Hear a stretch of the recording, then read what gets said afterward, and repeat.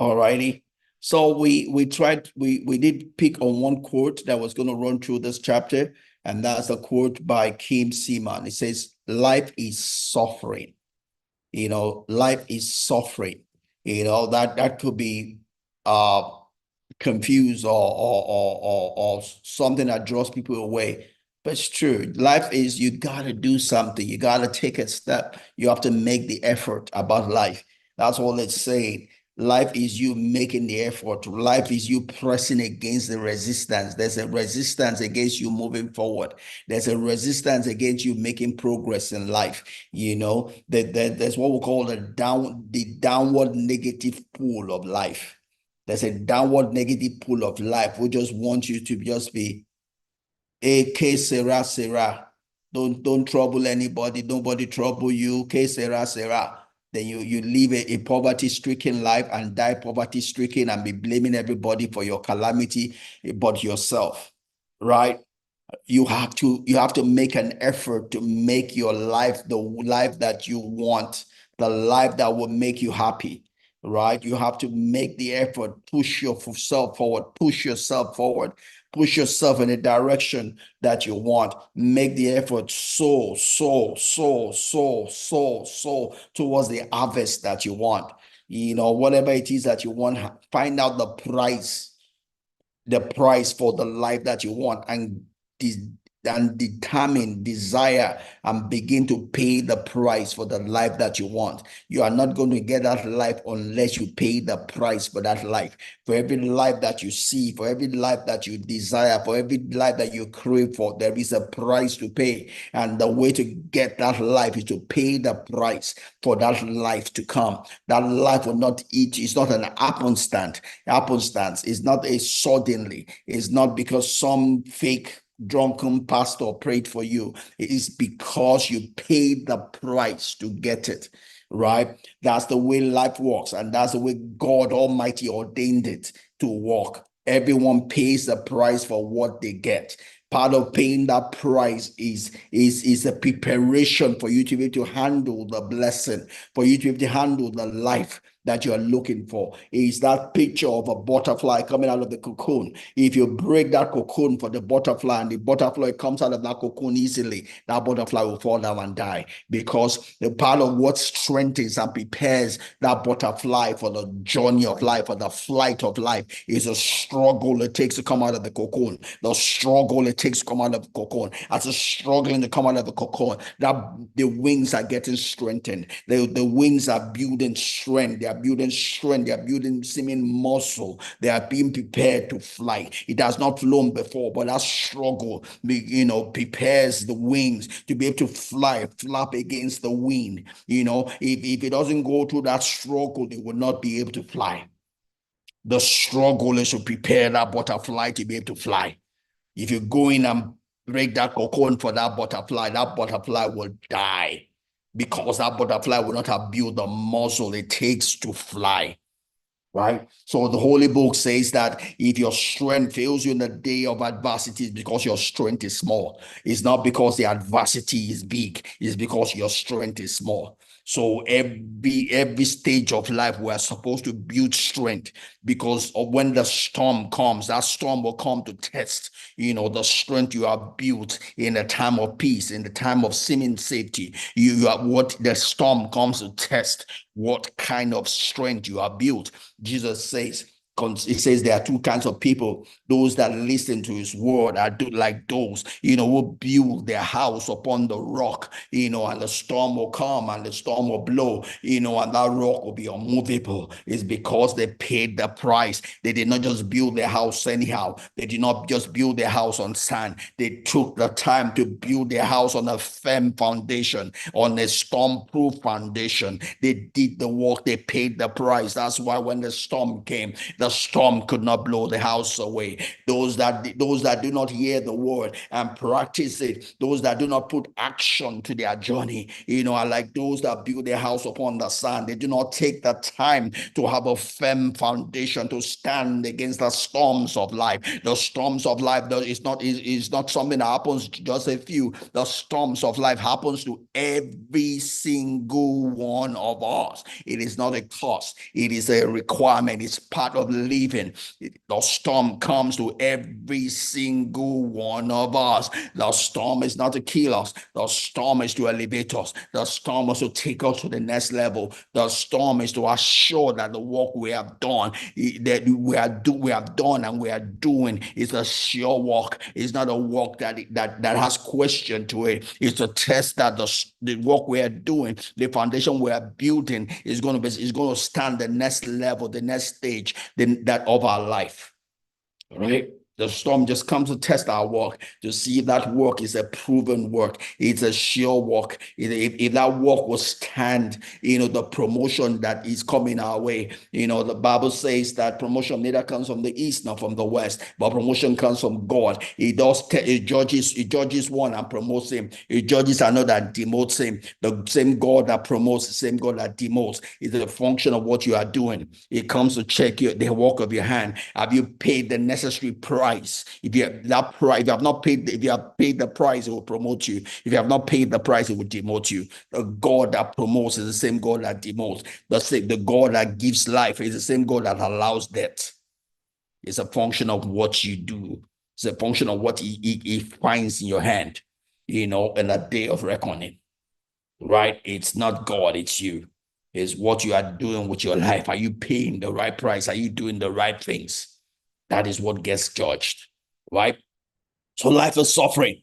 Life is you being intentional. Life is you being proactive, right? Life is you, paying the price for the life you want, and it goes on in the second part of that quote. It says, punctured by moments of pure majesty. Majesty comes when the day of reckoning comes, when the day of promotion comes, when the day of judgment comes. That majesty is going to be, whether you are paid the right price, whether you have built the right foundation or not. Life is sowing and reaping. Life is sowing and harvesting. Life is cause and effect. The harvest you get, the effect you get, is a function of the sowing you did, the cost you did, right? You would not get what you have not sown for. If you don't sow, don't expect anything. The scripture says, give and it shall be given, give and it shall be given, give and it shall be given, give and it shall be given, sow and you shall reap.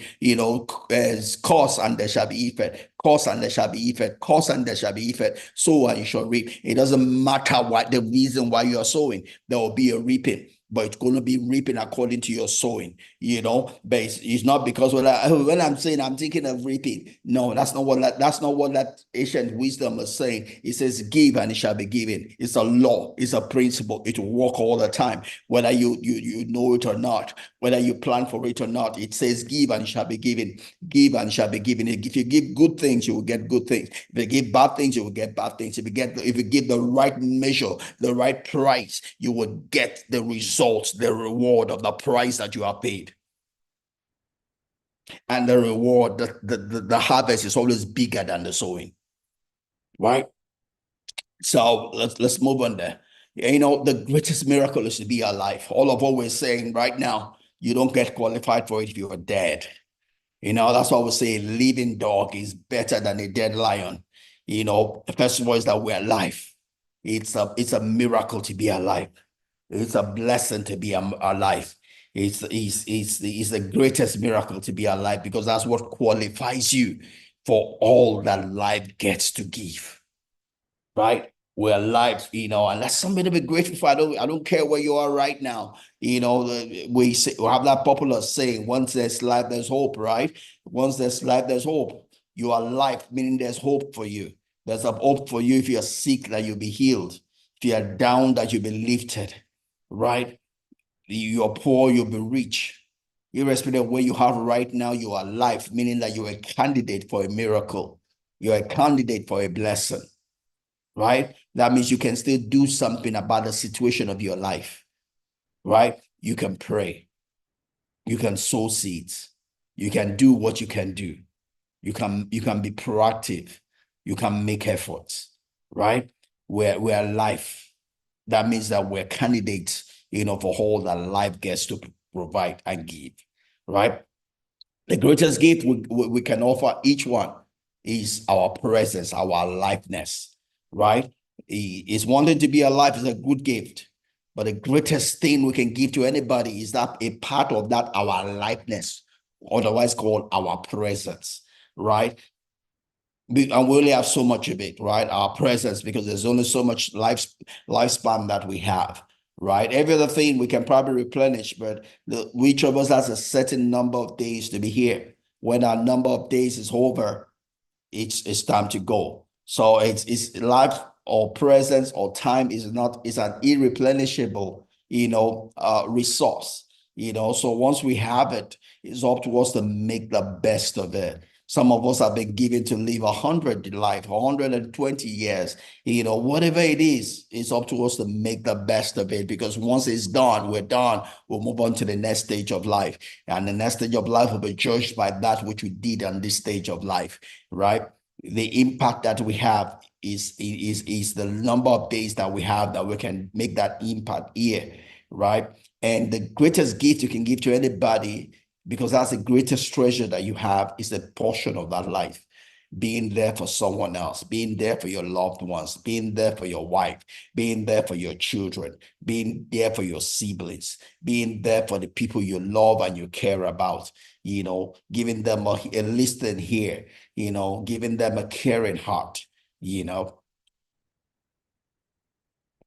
Let's move it. All right. So look, the next few things I have here for today's breaking down a bit more what we say when we say life is suffering. And one of the first places I start with is this quote by Virginia Woolf. It says, "You cannot find peace by avoiding life." So when we say come alive is face life, face the issues of your life, face the challenges of your life. Stop running away from life. You have to face life sometime. A lot of people run away from facing the challenges of their life, the issues of their life. Some people do it consciously, some people do it unconsciously, just like I gave an example as I was introduced on this topic today. I lived a portion of my life always running away from the things that are difficult, the things that are challenging, as it were. I didn't face some things in my life. Part of it was that I was so concerned about what people would say about me, so I easily gave in, to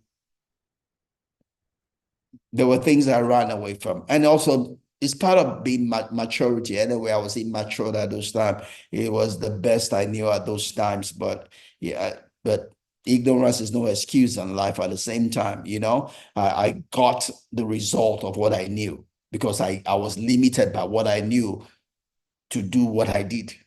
And I got the result of that, nothing more. Right? But don't avoid life. If you're going to get life, you have to face life. You have to face the issues of your life, right?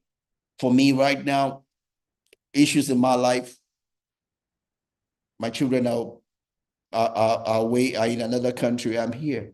It's the reality of my life. Can I avoid it? Right now, I can't. So I make the best of it. I'm not physically there with them, but I give them all of that I can give to them as if I was there. They are not lacking in any single thing, right? Because they need me and I cannot be there physically. I give them the next closest thing, that is communicating with them, staying in touch with them, and making sure they don't lack in any single way to the limit of my human possibility, right? Several realities in my life. That's a reality of age also. I'm going to retire here in 3 years' time. I'm 57 this year. 60 is the retirement age here in Nigeria. So I've been singing out loud the last 2, 3 years, right? Because it's a reality that's going to come, whether I like it or not. It's going to come. There's going to be 1, 2, 3 years. It'll be 60. It'll be time to leave the office.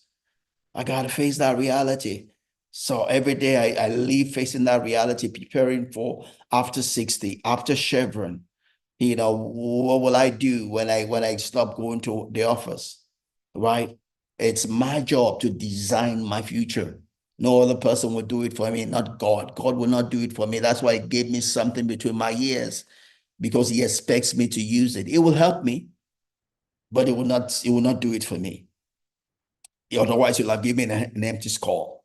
If He needed to do it for me, I won't put anything in this call. He put something in this call for me to use it to design my tomorrow, design my next 3 years, design my after next 3 years. But while I'm doing it, it will help me. It will fine tune it. It will perfect it. But I have to start the journey.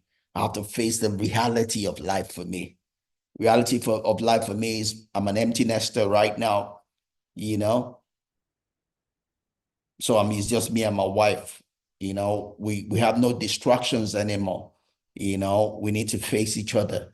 We need to give each other what we need, to keep the bond alive. We need to face the reality. We have no excuse of children anymore, right? We need to be there for one another. We need to be there for whatever body clock is saying to us, right? We need to trump, the reality of our season of life, right? Uh, and several things. Key thing is you have to face your life. Every day, look at the things facing you and face it. Make the best of it. Trump life, trump your challenges. You might not have all it takes to do it at the beginning, but start where you are. Start where you are and do it. Chip it up beat by beat. Chip it up beat by beat. Chip it up beat by beat. Right? I have a large expanse of farmland. I can't get to everything in one day, in one week, in one month.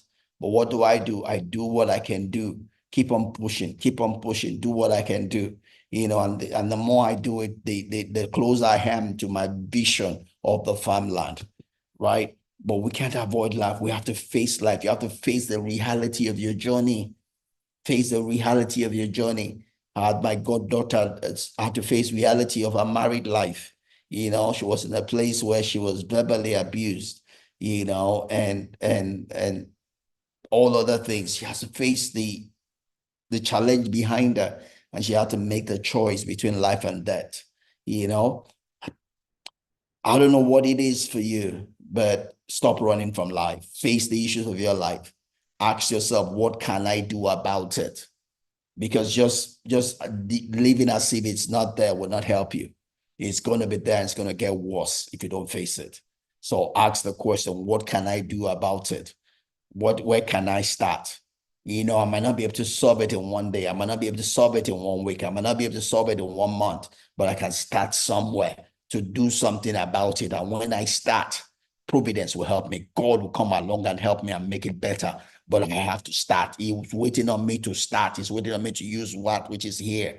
Use it. And if this is not working for you, seek guidance, seek counsel, seek professional help, but do something about the issue of your life. Stop wishing it away. Hope is not a life strategy. Intentionality is the strategy. Do something about the issue of your life. Until you do something about it, it will not get better.